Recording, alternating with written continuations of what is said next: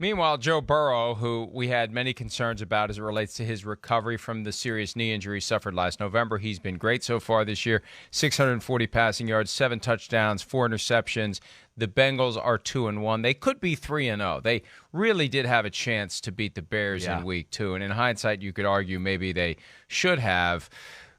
I like the track that they're on. I think going to Pittsburgh and winning, even with the Steelers' struggles, that is a boost. Definitely. To a Bengals team that is historically not the kind of franchise that can go into Pittsburgh and push them around the way they did. You rarely have seen over the past 50 years the Bengals go to Pittsburgh and do what they did to them, and that's got to be a tremendous confidence boost for Burrow and everyone else in the organization. 100%. How can it not be? I mean, Pittsburgh's like, the big brother you can't beat when, you're a Cincinnati Bengal. They are playing, that it is the type of game that gives them confidence. And they do have a little confidence about them, I think, in general, because of this guy. I mean, we talked about this last year a lot. He's one of those guys that just has, I hate to always say this, There's a part of his personality trait that makes teams think they can win, and in a big moment, he'll make the big play. And so far we've seen that throughout his career. Yeah, he went through his rookie struggles last year, like we saw Trevor Lawrence, certainly. But, man, it's on the up and up. There's no doubt. I mean, Cincinnati, O-line solid, Joe Mixon, star running back, Boyd. I don't know if we'll see Higgins tonight, but between Boyd, Higgins, and Jamar Chase, when they can throw those three on the field, it's tough to match up. Chase is proving that if you want to play him man-to-man, you better think twice because he can run by just about anybody. And the other last thing I'll say, Mike, with their offense at least is, every week, Burrow made some plays last week where he was moving and being slippery Joe again, where you were like, man, look at this slippery SOB making people miss and run around. And that to me says he's feeling confident in that knee and feeling good about his play, and he's in a good mental state. So I think there's a lot of positives there in Cincinnati right now. Burrow is Slippery Joe at a time Aaron Rodgers still looks like Slippery Pete from Seinfeld, so there's a connection there. Which of these two guys, between Lawrence and Burrow, right now is more likely to become an Aaron Rodgers type of a figure in time? Ooh, that's a good question. I do think Trevor Lawrence probably has a little more high-end talent, like probably has a little bit of a raw, stronger arm, and, of course, is really probably faster than Joe Burrow, and he's bigger. So there might be a little bit of a higher ceiling there. But with Burrow, he's a little like, to me, he's like the natural. He's just one of those guys, like put him behind center. He's going to see the field well. He's going to make a lot of pinpoint throws. And, even before he got hurt last year, I remember we used to show some highlights every now and then where he'd just go, is that lucky or is that good? Because I don't know. It's like it's good because I've said it 7 times this game and go, he got lucky there, but he keeps doing it.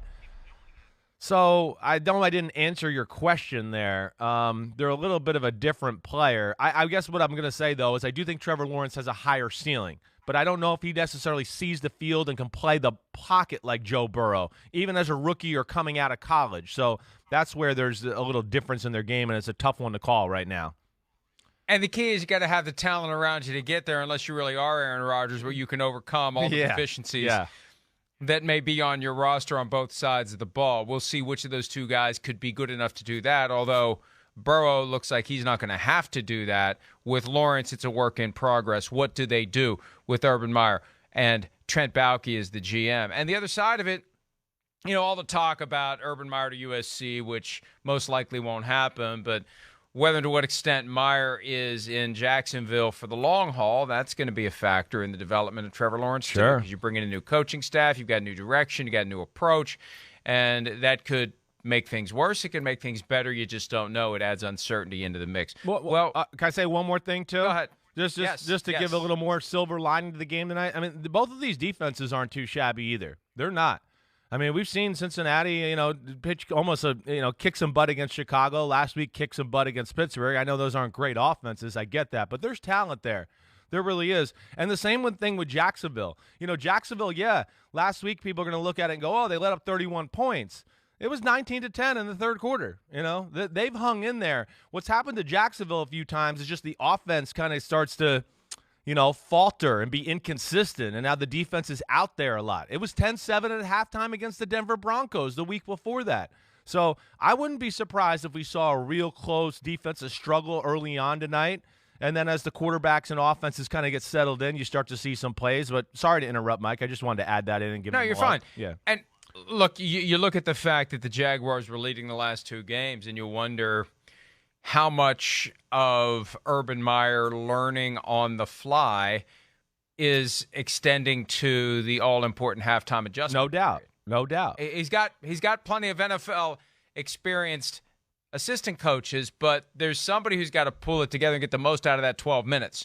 It may be 12 minutes of chaos currently in the locker room, because at the college level it's 20. At the pro level it's 12. Oh, it's a madhouse in the locker room in the NFL. It's like it's a whirlwind. And think about it. Whirlwind. Yes, whirlwind. Thank you. Man with a small head or small brain, as the case may be, strikes again. I've been waiting to use that. Anyway, it could be that Meyer just walks in there and he's like, what the hell? We don't have time to do anything. Yeah.